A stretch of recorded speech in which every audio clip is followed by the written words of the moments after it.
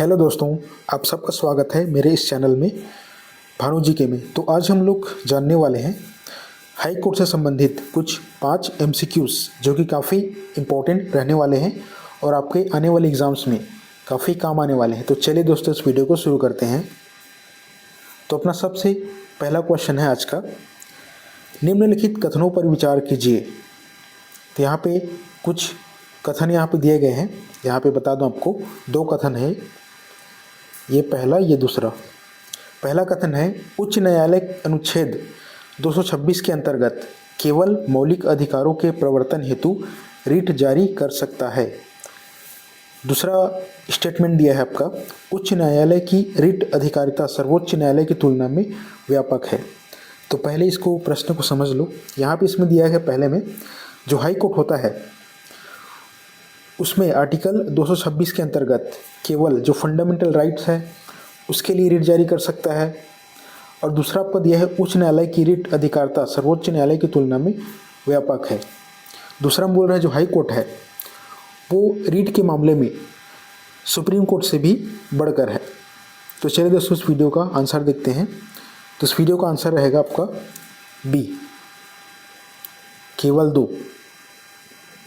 तो यहाँ पे इसको समझते हैं। सबसे पहले जो हाई कोर्ट है उसके पास रिट का जो पावर है वो सुप्रीम कोर्ट से ज़्यादा रहता है। तो यहाँ पे अपने पास 2 चीज़ें हैं, हमें 2 आर्टिकल को जानना है।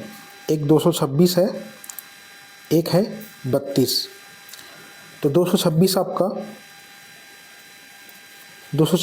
अनुच्छेद के अनुसार जो हाई कोर्ट है वो रिट जारी करता है, और अनुच्छेद 32 के अनुसार जो सुप्रीम कोर्ट है वो रिट जारी करता है। तो हाई कोर्ट के पास इस मामले में, रिट के मामले में सुप्रीम कोर्ट से ज़्यादा पावर होता है, क्योंकि हाई कोर्ट फंडामेंटल राइट के साथ साथ जो लीगल राइट होता है उसके लिए भी रिट जारी कर सकता है, और सुप्रीम कोर्ट सिर्फ फंडामेंटल राइट के लिए ही रिट जारी कर सकता है। तो इस मामले में हाई कोर्ट सुप्रीम कोर्ट से अधिक शक्तिशाली होती है। हाई कोर्ट को अधिक इसमें पावर दिया गया है। अगले सवाल की ओर चलते हैं। प्रश्न नंबर 2, निम्नलिखित में से कौन सा अनुच्छेद उच्च न्यायालय को अधीनस्थ न्यायालयों पर अधीक्षण सुपरिटेंडेंस की शक्ति प्रदान करता है। तो क्वेश्चन को पहले समझते हैं। इसमें पूछा गया है, जो हाई कोर्ट है वो स्टेट लेवल पे सबसे पावरफुल कोर्ट रहेगा। जो भी बाकी जो कोर्ट आएगा उस स्टेट में वो उसके नीचे रहेंगे। तो ये जो शक्ति है किस अनुच्छेद के तहत हाई कोर्ट को मिलता है। तो इसका जो सही और राइट आंसर हो जाएगा आपका ऑप्शन नंबर बी, अनुच्छेद नंबर 227। तो अनुच्छेद 227 एक ऐसा अनुच्छेद है जिसमें हाई कोर्ट को स्टेट में जो बाकी कोर्ट है उससे ऊपर रखता है।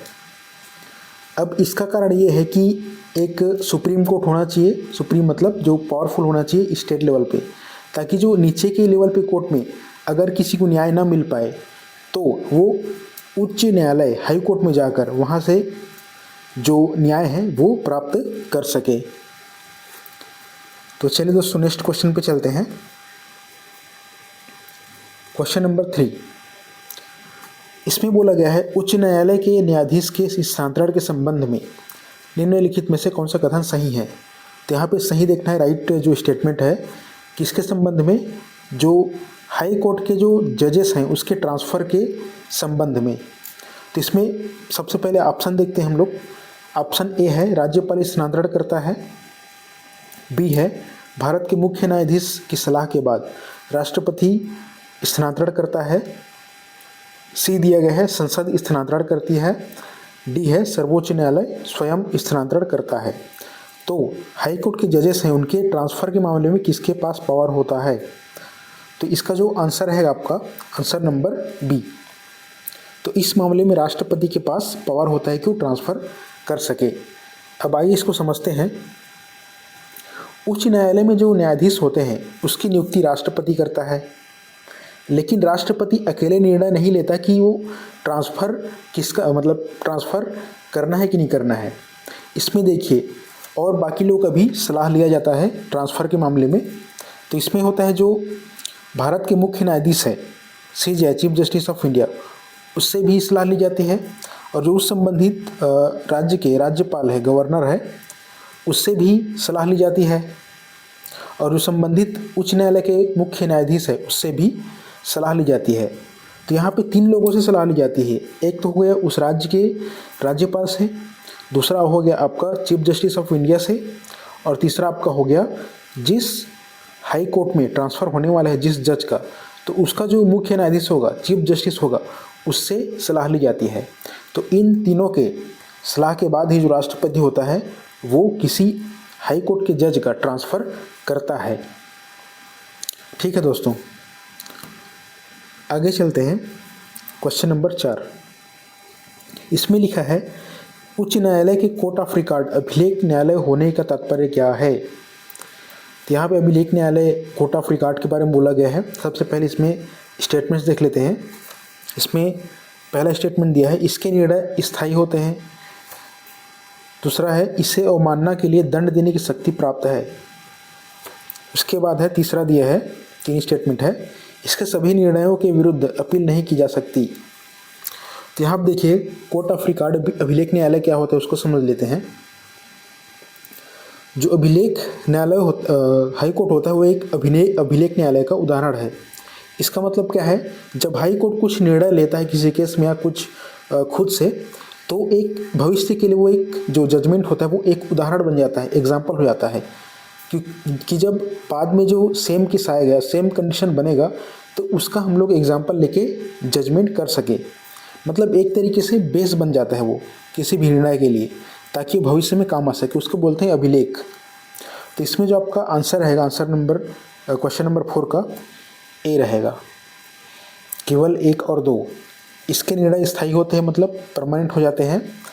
दूसरा है इसे अवमानना, मतलब इसको ना मानना, दंड देने की शक्ति प्राप्त है। हाई कोर्ट जो है इसके खिलाफ दंड भी दे सकती है। तो चलते हैं अपने लास्ट जो क्वेश्चन यहाँ पे दिया है, क्वेश्चन नंबर 5, निम्नलिखित में से कौन सा कथन सही है। सही स्टेटमेंट यहाँ पे देखना है।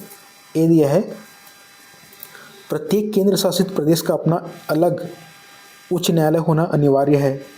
बी दिया गया है आपका, उच्च न्यायालय एक से अधिक राज्यों तथा केंद्र शासित प्रदेशों के लिए भी कार्य कर सकता है। सी, 2 राज्यों के लिए एक ही उच्च न्यायालय का प्रावधान संविधान में नहीं है। डी, उच्च न्यायालय केवल एक राज्य के लिए ही स्थापित किया जा सकता है। तो इसका जो आपका सही आंसर है, आंसर नंबर बी, ये आपका सही है। क्या लिखा है इसमें, एक उच्च न्यायालय, एक हाई कोर्ट एक से अधिक राज्यों तथा केंद्र शासित प्रदेशों के लिए भी कार्य कर सकता है। तो किसी भी राज्य में अगर एक हाई कोर्ट हो, तो अगर दूसरे राज्य में नहीं है तो वो 2 राज्यों का एक हाई कोर्ट बन सकता है। जैसे आपका एग्जांपल है जम्मू कश्मीर इन लद्दाख जो है उसका एक हाई कोर्ट है, एक न्यायालय है।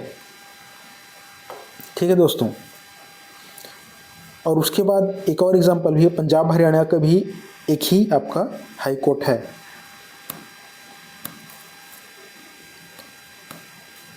एडिशन में आपका एक छोटा सा और क्वेश्चन है आपके फैक्ट के लिए, उच्च न्यायालय के न्यायाधीश की सेवानिवृत्ति की आयु कितनी होती है, रिटायरमेंट एज। आपका आंसर है बी, 62, याद रखना है, 62 होता है एक जज के जो रिटायरमेंट एज है वो। ठीक है दोस्तों, तो थैंक यू दोस्तों, आई होप ये वीडियो आपको अच्छा लगा होगा। एक छोटा सा वीडियो था हाई कोर्ट से संबंधित। अगर वीडियो आपको अच्छा लगा है तो इस वीडियो को लाइक शेयर कमेंट ज़रूर करें।